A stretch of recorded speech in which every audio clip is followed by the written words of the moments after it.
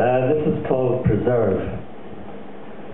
Tongues stained with blackberries, we collect kisses, falling into ditches, being stung by nettles. Your dress snags on a briar, and you cry in mock horror. I cut my way through the tangle of thorns as if I were your prince. Charming me, you undo your buttons as you step out of your dress, as if you were stepping out of yourself. Your dress hangs like a chrysalis. You let down your golden hair and we make love then, and there a tractor and some cows go by. We laugh and try to hide. The sun beats down on my bum, we giggle and come, return to the big old dirty town and turn our blackberry picking days into luscious winter jam. Thank you.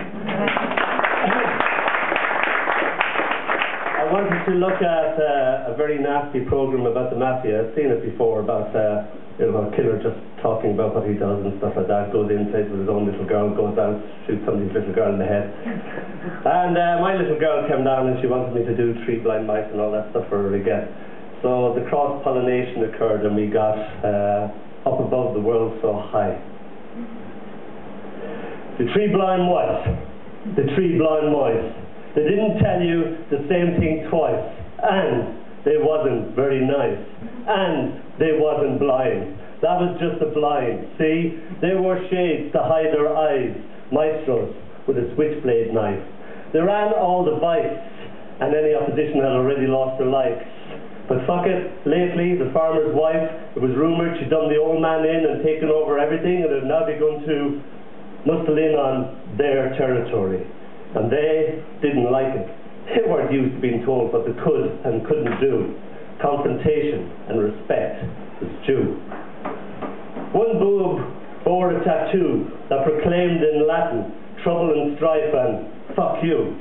Her other tattoo just above her pubic hair stated in mock Gothic script, abandon hope, O ye who enter here. One night the farmer's wife decided to separate the men from the mice, had them rubbed out by a psycho known locally only as Slasher Gore. Now the three blind mice don't see so good no more. See, being dead ain't good for the sight. Is that right? Is that right?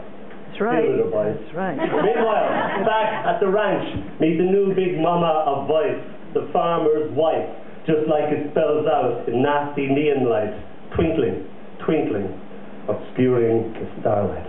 Thank you. I've just been handed a poem by myself to myself. It's called Doing Fine. I'm very insecure, so I need to write these things down. Doing fine. I told you that I loved you. I told you what I was going to do to you when I got you all to myself. I told you there was a loud cackling on the line. I think you got the wrong number, love, but keep talking, you're doing fine.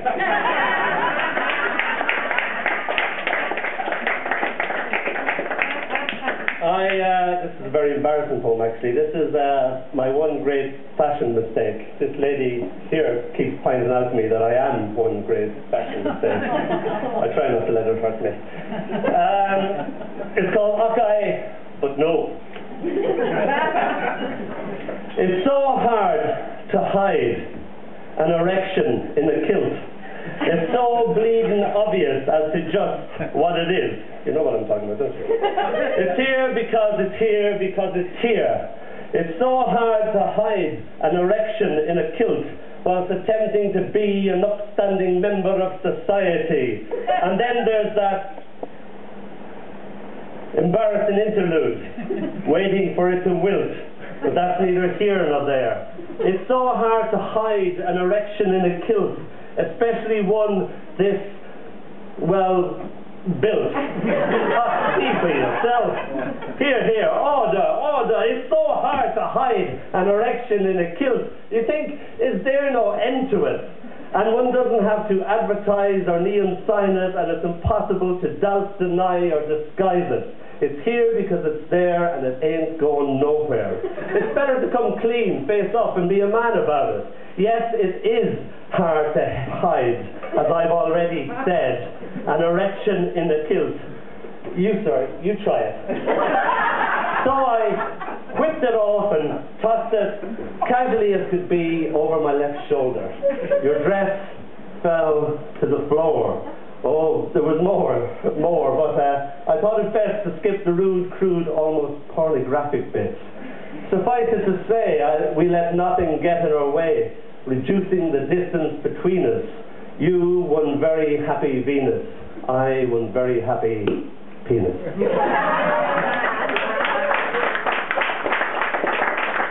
have 5 minutes yet to do this. 4 minutes, I was doing fine. This is, what's it called? This is called My Mam's Mind.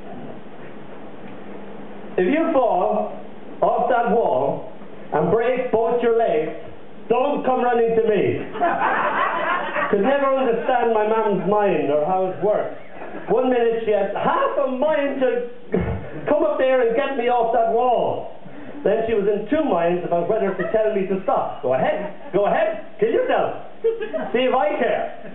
I'm warning you, child. If you fall off the wall and kill yourself, I'll personally come up there and kill you myself, so I will. I used to watch the words climbing out of her mouth and fly around the room, looking for a place to land in my mind. Never cared whether she gave out.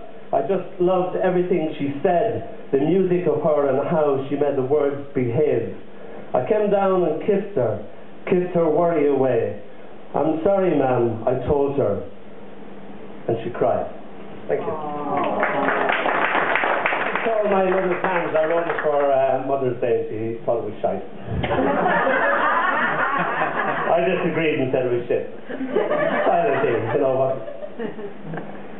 My mother's hands washing potatoes, washing kids, washing pans. My mother's hands on bitterly cold days, pegging yet more washing on a pregnant line. The line grown nothing but nappies.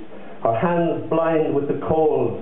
My mother's hands ironing clothes, ironing countless knickers for my 7 sisters. My mother's hands taking my hands in hers, such love, such laughter.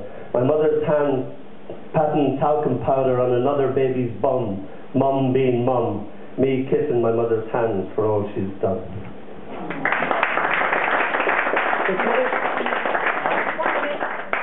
Oh my God. Too long altogether, can't be that. 1 minute, what can I do in 1 minute? Alright. Autopsy. Haiku. Autopsy. This is a haiku called Handyman. You don't usually perform haikus and you don't usually do audience participation. Haiku is 17 syllables. I just need your participation for the first 2 syllables. Okay? So when I say party, you say party. Do you get it? Yeah. Alright. Handyman. Party! Party! I don't know what kind of parties you go to. I'm not going to go to the parties you go. Party! Party! And your boo pops out. And I pop it back. I'm handy like that.